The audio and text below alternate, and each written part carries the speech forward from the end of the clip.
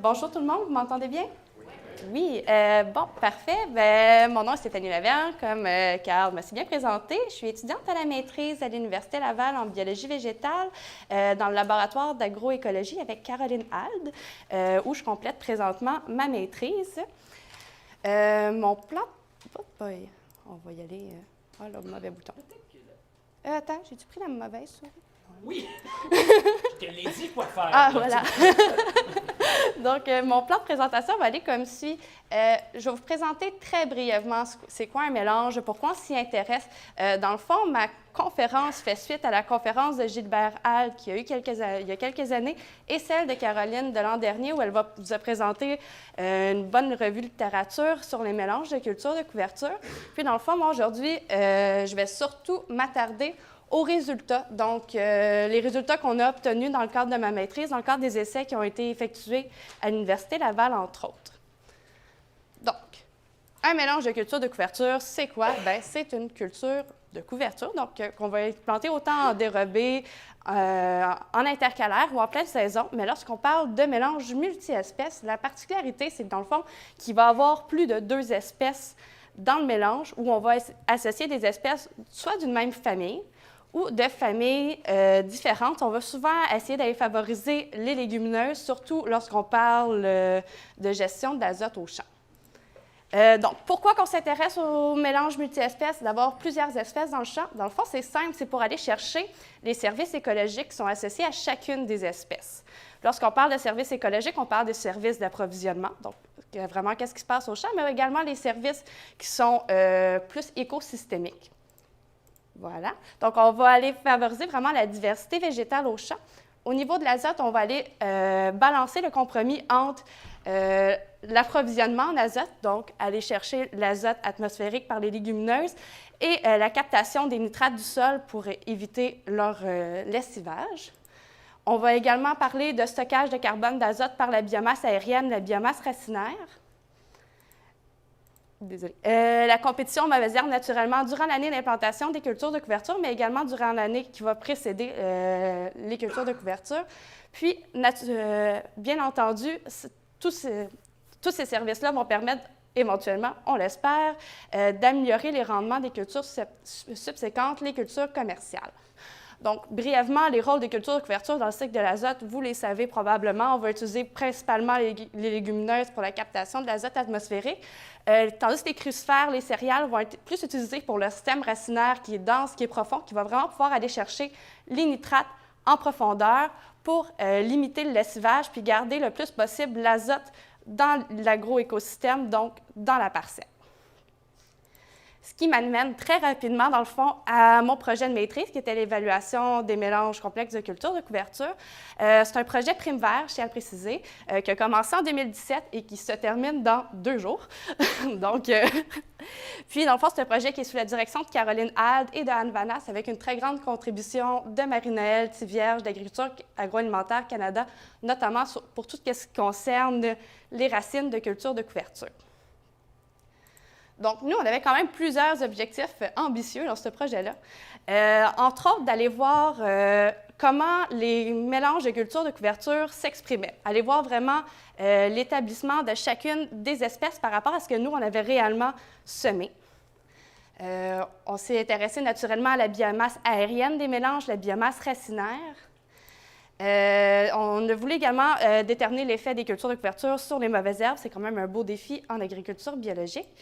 Évaluer l'effet des mélanges sur le rendement du maïs de l'année précédente, puis également voir s'il y avait un effet additif, donc entre les précédentes cultures de couverture, mais également une fertilisation avec du fumier de poulet granulé. Donc, le projet s'est déroulé sur 2 sites, donc durant 2 saisons. Donc, une saison sur une ferme commerciale certifiée biologique dans la région de la Naudière, ainsi que 2 saisons sur la ferme expérimentale de l'Université Laval, qui n'est pas un site certifié biologique, mais qu'on a géré en régie biologique pour le bien du projet. Donc, les deux sites étaient relativement différents et contrastés. Donc, dans la région de la Naudière, on a quand même 300 unités thermiques maïs de plus que dans la capitale nationale, donc qu'à Québec. On était également sur un loam argileux comparativement à un loam sableux.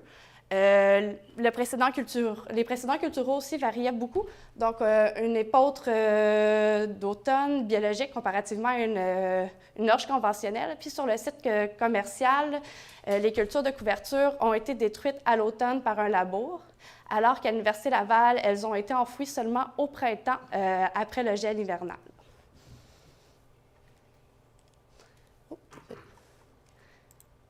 Donc, pour ce qui a trait à la méthodologie, donc, durant l'année des cultures de couverture, on a implanté nos 5 traitements. Donc, les 5 traitements étaient composés, mis à part le témoin en herbe, étaient composés d'espèces annuelles détruites par le gel et contenaient tous du pois fourragé 46. Donc, on avait le pois fourragé, un mélange d'avoine et de pois, un mélange de 6 espèces composées d'avoine, de pois, de navets fourragés, de facélie et de vestes communes, et un mélange de 12 espèces comprenant les 6 mêmes espèces, auxquelles on a ajouté du lin, du pois autrichien, du sorgho soudan, de la févrole, du trèfle d'Alexandrie et une céréale de printemps qui variait selon le site. Puis nos mélanges, c'est important de le dire, c'était tous des mélanges qui sont composés de manière substitutive. Donc, la proportion de chacune des espèces était adaptée. Le taux de semis, excusez-moi, était adapté à la proportion de chacune des espèces qu'on désirait avoir dans le mélange. Donc, le taux de semis a été adapté. Ce n'était pas chacune des espèces qui étaient semées à leur taux de semis pur. C'est quand même important. Ça a un impact direct sur les résultats qui sont obtenus. Puis, dans le fond, les cultures de couverture ont été détruites soit par un travail mécanique, soit par le gel hivernal. Et la nuit suivante, on a implanté du maïs. Donc, oui, on a fertilisé certaines parcelles et d'autres non pour voir l'effet de la fertilisation. Bon, au niveau de l'échantillonnage, des données que nous sommes allés chercher, bon, on s'est naturellement intéressé aux biomasses aériennes, biomasse racinaire, la teneur en azote et en carbone des biomasses, ainsi que la proportion des espèces. Au niveau du maïs, on s'est intéressé au rendement. C'est surtout les résultats de rendement du maïs que je vais vous présenter aujourd'hui. On s'est également intéressé à l'utilisation de l'azote par le maïs, que j'ai malheureusement pas eu le temps de faire toutes les analyses par rapport à ça, donc je ne vous présenterai pas. Puis au niveau du sol, on a suivi l'azote minéral, puis par de l'échantillonnage de sol traditionnel, mais également avec des résines échangeuses d'ions que je vais vous présenter un peu plus le fonctionnement quand on va être rendu là. Voilà. Pour ce qui est de la biomasse aérienne des cultures de couverture par traitement, dans le fond, qu'est-ce que je vous présente? C'est la biomasse aérienne en kilogrammes de matière sèche par hectare. Selon les 5 traitements, on va voir tour à tour la biomasse des cultures de couverture, la biomasse des volontaires et la biomasse des mauvaises herbes. Puis les résultats, c'est les résultats moyens pour l'ensemble des 3 sites. Ici, qu'est-ce qu'on voit? C'est que le pois fourragé a produit la plus grande biomasse de culture de couverture comparativement au mélange d'avoine-pois et au mélange multi-espèces.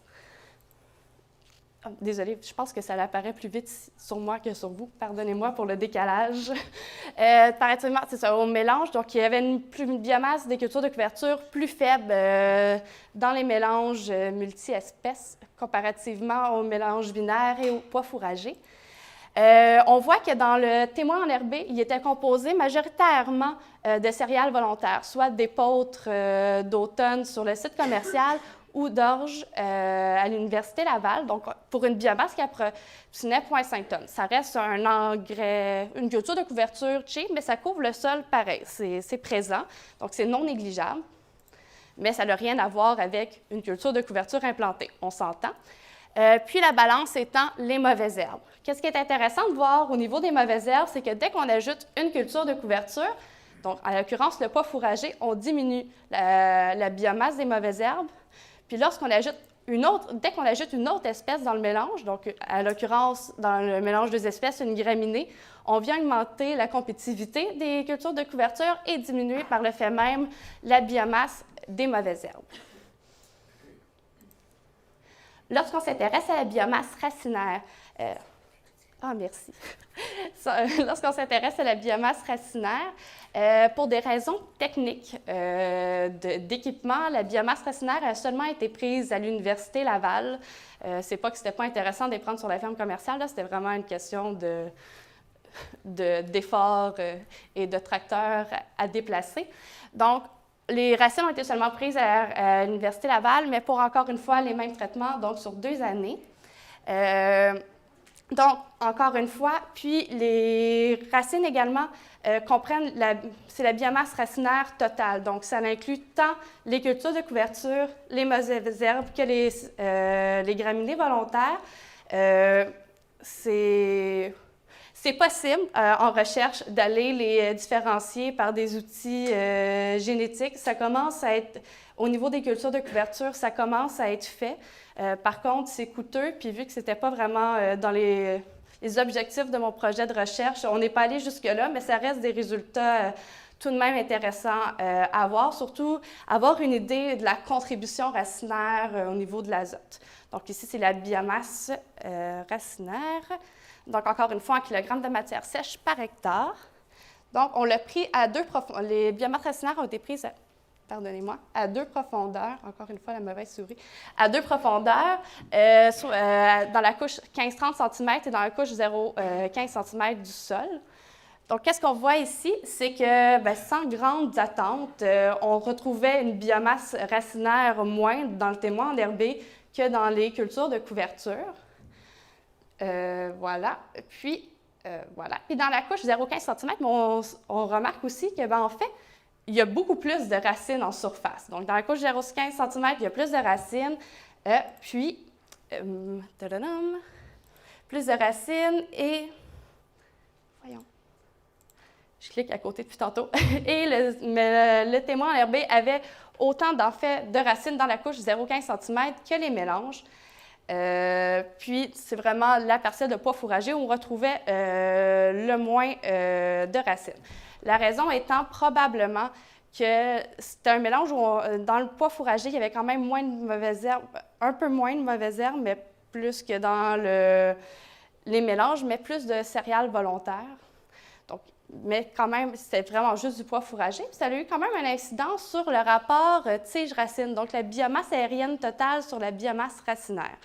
Ce que ça nous dit, ça, dans le fond, c'est que le pois, en fait, dans la parcelle de pois, il y avait environ 5,5 fois plus de biomasse aérienne que de racines, comparativement au mélange où on retrouvait 3,5 fois plus de biomasse aérienne, et dans le témoin, 2 fois plus. Puis dans le témoin, ça correspond pas mal à ce qu'on retrouve dans la littérature au niveau des céréales, au niveau des rapports tige-racine. Ici, on s'est beaucoup intéressé, comme je vous le disais en début de conférence, aux proportions, donc à l'expression des espèces de culture de couverture dans le mélange.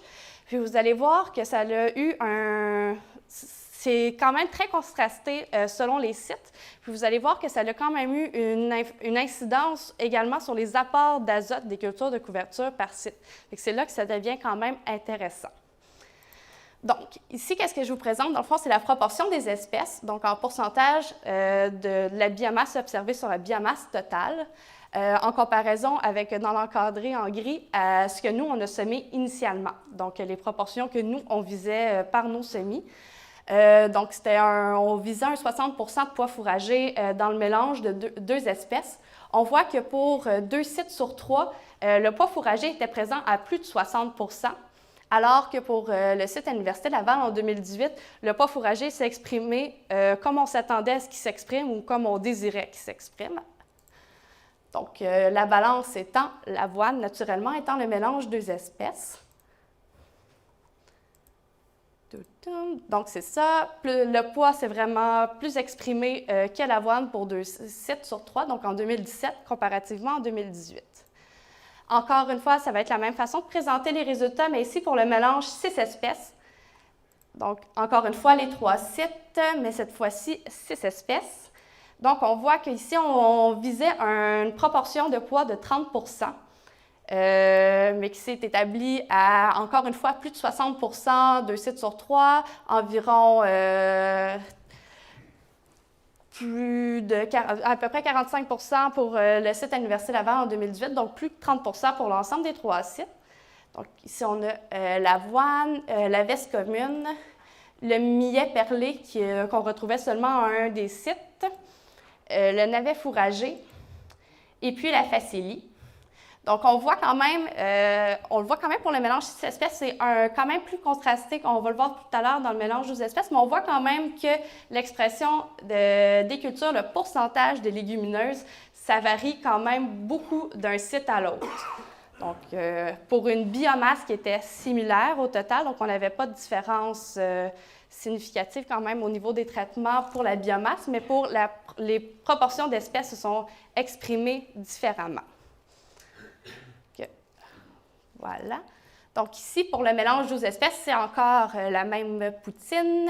Donc, on a le pois fourragé ainsi que le pois autrichien. C'est quand même important de dire qu'on avait 2 types de pois dans notre mélange. Par contre, au niveau du laboratoire, séparer les 2 types de pois, c'était difficile.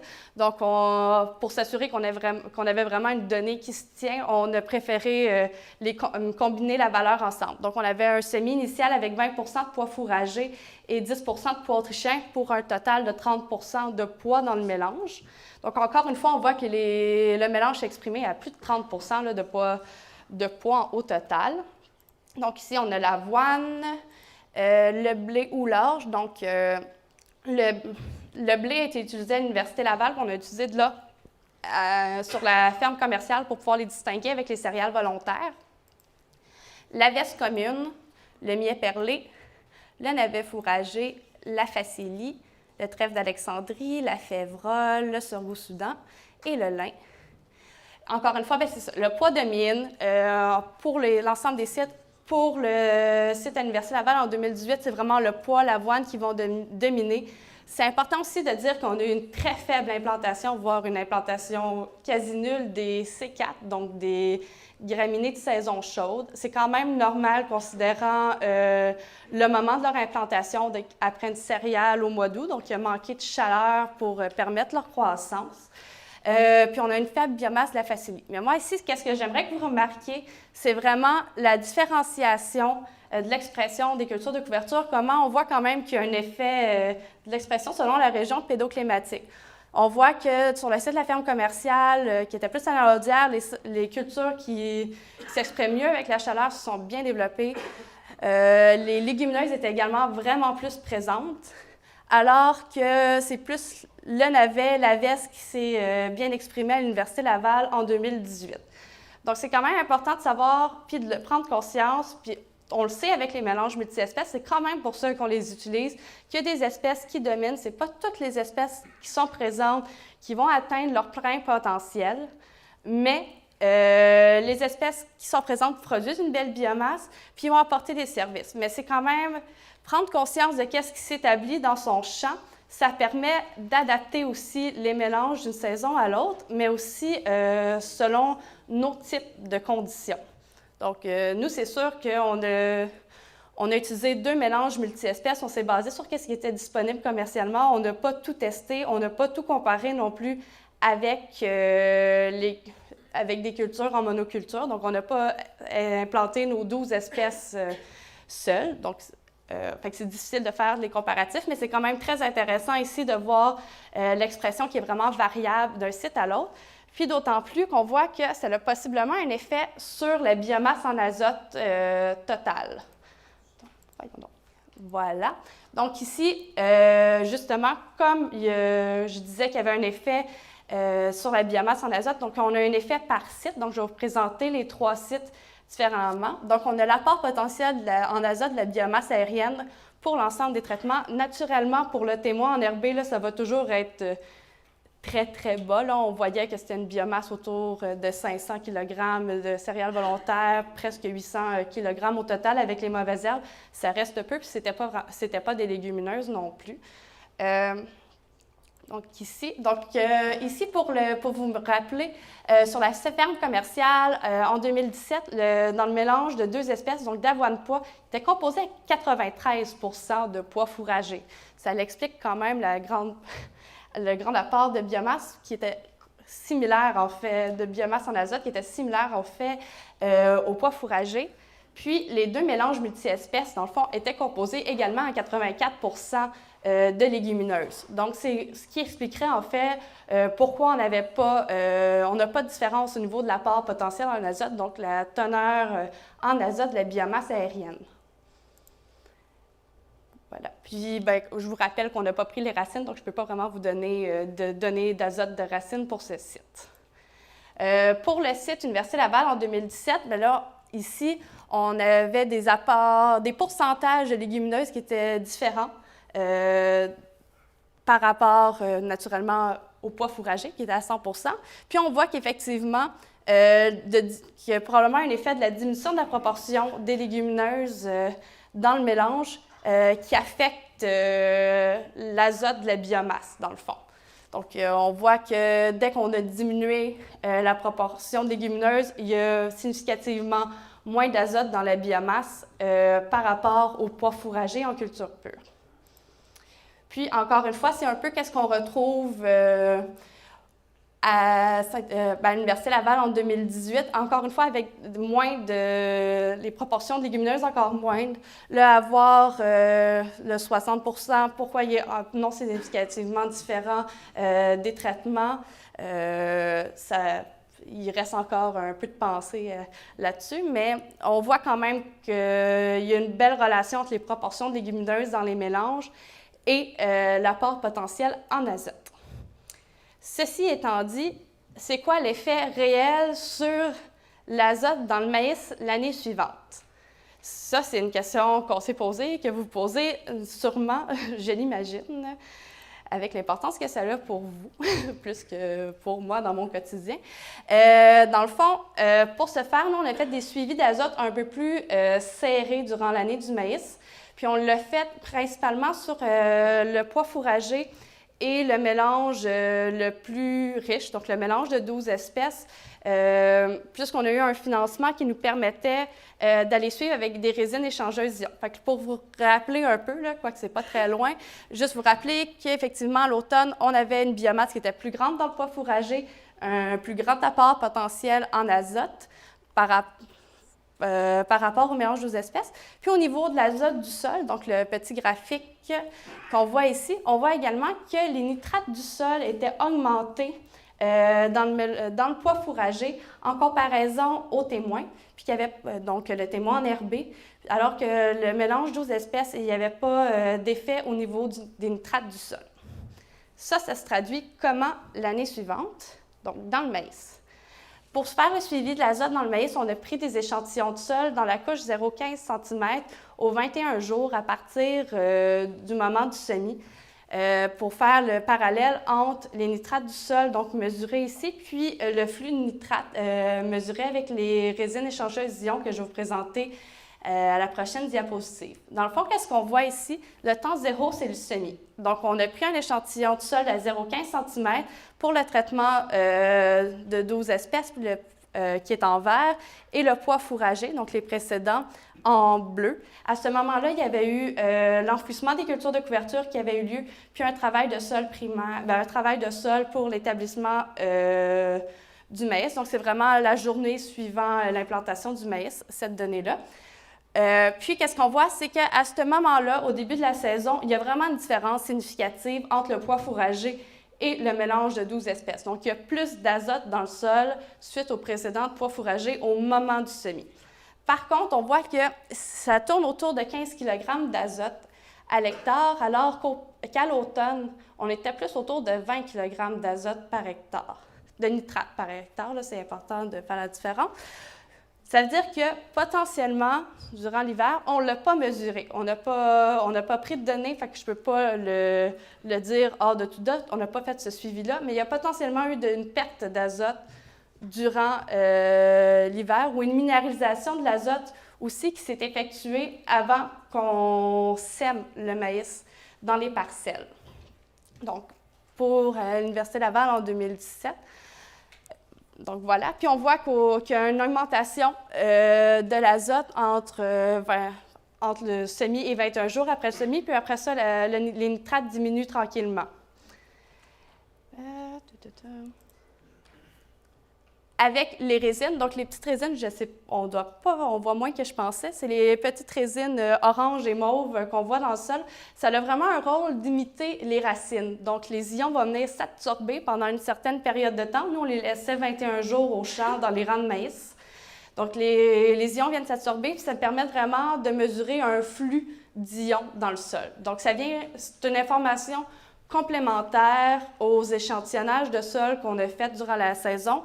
Puis, dans le fond, les échantillonnages étaient au même moment que nos échantillons de sol, donc qui étaient placés pour 21 jours, puis on les changeait à chaque 21 jours, ça, jusqu'à 84 jours après semis. Ici, qu'est-ce qu'on voit? C'est qu'on voit qu'il y a probablement également la même tendance ou qu'il y a une légère augmentation des nitrates disponibles dans le sol en début de saison pour atteindre un pic plutôt autour de 42 jours après semis pour après ça diminuer. Ce qui veut dire que veut probablement dire que la minéralisation des cultures de couverture a lieu plutôt en début de saison. Ce qui est quand même logique, c'est qu'est-ce qu'on voit beaucoup avec les cultures de couverture, puis c'est un peu le nerf de la guerre, de la gestion de l'azote avec les cultures de couverture, d'avoir une synchronisation de la minéralisation des cultures de couverture avec les besoins en azote du maïs. Est-ce que ça veut dire que le maïs n'a pas profité de cet azote-là? Non, mais ça veut quand même dire que l'azote n'était pas nécessairement le plus optimal au meilleur moment pour le maïs. Ce qui nous amène, oh mon Dieu, désolée pour les problèmes des souris.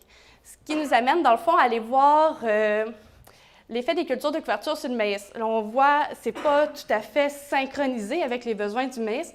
Est-ce que ça le nuit au maïs pour autant? Non, pas nécessairement.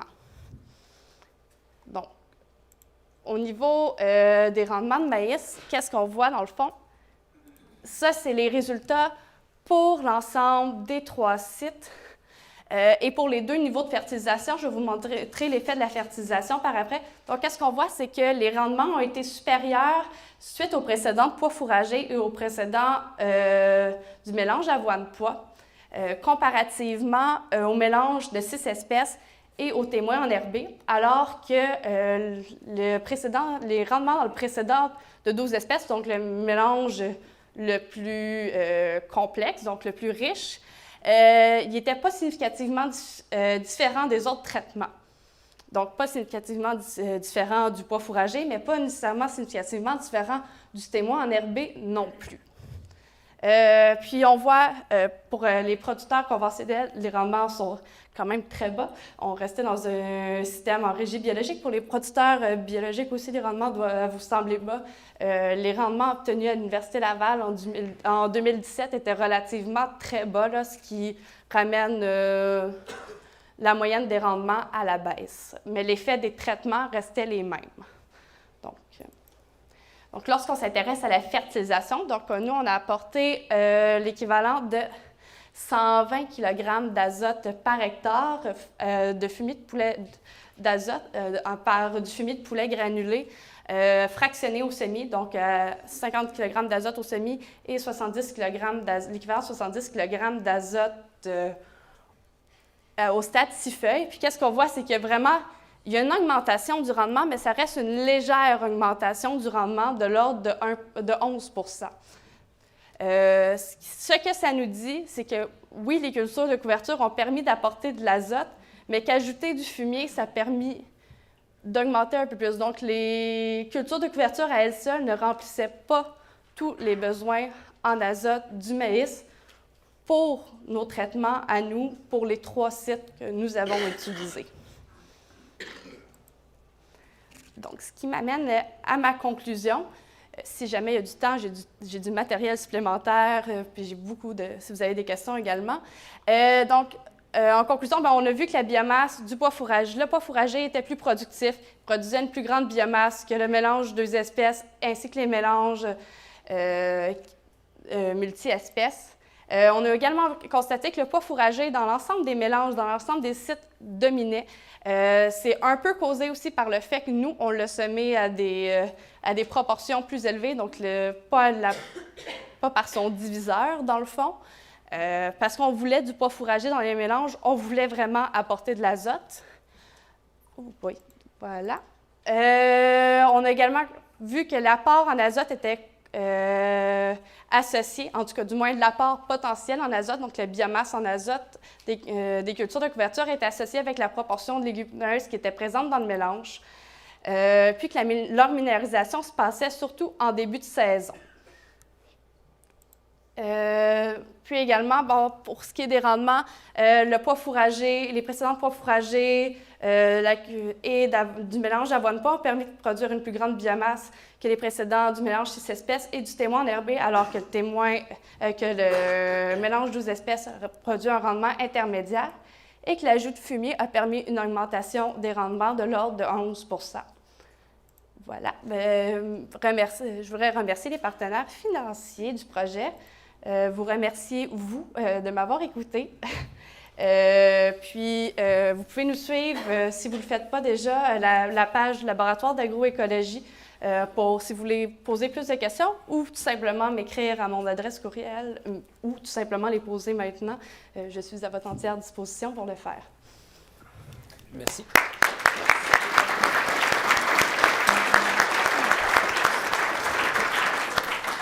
Je prends la gorgée puis je la prends. On a le temps pour des questions pour Stéphanie. Monsieur Caplette. Au sujet de vos suivis de pois fourragés, vous dites que pour vérifier vos retours d'azote, il y a eu quand même un travail de sol au printemps. Oui. On va répéter la question. Avez-vous déjà évalué si l'azote avait été disponible plus décalé ou en quantité identique s'il n'y avait pas eu de travail de sol? Dans le fond, on m'a posé la question à savoir, mon X, à savoir si on avait pris les mesures d'azote avant le travail de sol ou si on avait fait des parcelles sans travail de sol, si on aurait remarqué qu'il y avait des apports, des nitrates d'azote du sol qui étaient plus importants. C'est pas quelque chose que nous, on a fait dans le projet, c'est quelque chose, honnêtement, que je regrette qu'on n'ait pas fait. Parce que justement, on se trouve à avoir, dans le cadre de mon projet de maîtrise, un genre de triangle des Bermudes où on sait qu'on aurait pu prendre les mesures d'azote, mais on ne l'a pas fait. On n'est pas capable, avec la littérature, on peut conclure un peu, poser des hypothèses, mais on n'est pas capable de conclure exactement si on a perdu de l'azote ou si simplement il n'y en avait pas plus, ou si l'azote aurait été plus disponible vers la fin de la saison. Malheureusement, ce n'est pas des données qu'on a. Mais c'est des données qu'on aimerait avoir, puis j'aimerais ça un projet un jour qui prenne des mesures de l'azote du sol durant l'hiver pendant les cultures de couverture, justement pour voir cet effet-là. Donc effectivement, c'est une très bonne question qu'on se pose d'ailleurs dans le laboratoire. Amélie? Je voulais juste distinguer, je m'excuse si j'ai mal compris, mais est-ce que c'est un travail d'automne qui a été fait, automne et printemps, ou juste automne ou juste printemps? Oui, dans le fond, oui, à savoir le type de travail de sol qui a été fait pour les 3 sites. Dans le fond, sur la ferme commerciale, il y a eu un labour d'automne, puis un vibro, mais ce n'est pas les résultats de suivi d'azote que je vous ai présentés. Les résultats de suivi d'azote, je les ai présentés à ceux de l'Université Laval, où il n'y a pas eu de travail de sol à l'automne, mais qu'il y a eu 2 passages de vibro au printemps pour enfouir les cultures de couverture. Il n'y a pas de problème. Oui, monsieur ici. Oui, quand on voit l'apport d'azote qui a été fait pour 11 % d'augmentation, il n'y a aucune rentabilité, surtout avec les 3 Oui, effectivement, ça fait partie. Oui, à savoir la rentabilité d'ajouter 120 kg d'azote dans notre essai à nous sur la rentabilité. Donc, c'est quand même un passage au champ qui est coûteux. Ça fait partie. Le rapport primaire est dans 2 jours, là, mais ça fait partie des données économiques qu'on est en train de calculer actuellement. J'ai les données pour le prix des semences, mais on est en train d'évaluer le coût, justement, des opérations par rapport au rendement qu'on a obtenu, justement pour voir c'est où qu'il y a le plus de bénéfices ou plus d'argent dans nos poches là, par rapport, justement, aux pratiques puis au rendement. L'effet du pic d'azote suite au travail de sol, c'est juste parce qu'il y a une minéralisation trop active. Oui, l'effet du pic d'azote, la question c'est, ou le commentaire c'était si le pic d'azote c'était en raison du travail de sol, l'accélération qui a permis une accélération de la minéralisation, puis oui, c'est tout à fait ça. Mais qu'est-ce qui est difficile à voir, c'est à savoir, vu qu'on n'a pas pris de mesure, ni avant le travail de sol, ni directement dans les semaines qui ont suivi. Il y a quand même un bon 2 semaines qui a suivi la destruction des cultures de couverture puis l'implantation du maïs grain pour des questions de gestion aussi des mauvaises herbes dans les parcelles. On n'a pas cette mesure-là. L'idéal aurait été d'avoir fait vraiment un suivi de l'azote plus serré, d'aller prendre une mesure avant la destruction des cultures de couverture, puis une mesure entre la destruction des cultures de couverture et le semis du maïs. Ça nous aurait permis de voir vraiment s'il y avait une tendance à la hausse puis une accélération de la minéralisation de l'azote des cultures de couverture suite à leur enfouissement.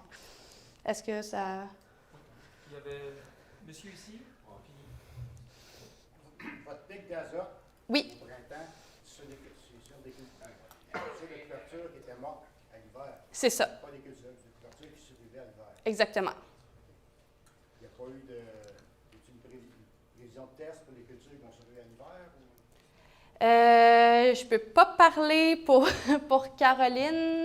La question de un, c'est à savoir si c'était des cultures de couverture qui étaient détruites par l'hiver. Effectivement, ce sont toutes des cultures annuelles, donc qui ont été détruites par le gel, à l'exception en 2018, très anecdotique, du navet fourragé qui a passé l'hiver, mais il était tellement présent en faible proportion que c'était très anecdotique. Ce n'est pas ça qui a vraiment pu... c'était comme l'équivalent d'une mauvaise herbe là, dans les parcelles. Là. Il y en avait par-ci, par-là, mais vraiment pas beaucoup. Puis la question, c'était aussi à savoir s'il y a des études qui sont prévues ou en cours sur l'utilisation de cultures de couverture qui passeraient l'hiver.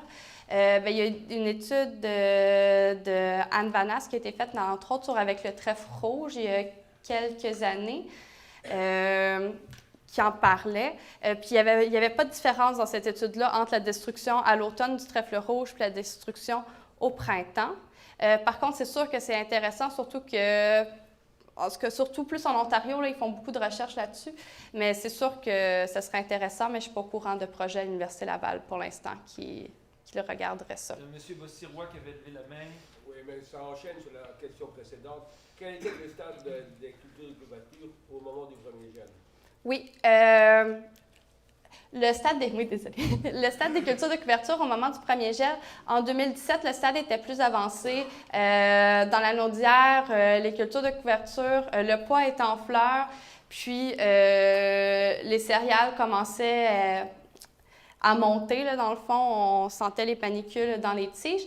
Tandis qu'on était autour, l'échantillonnage a été fait à l'Halloween, je me rappelle, c'est le 31 octobre.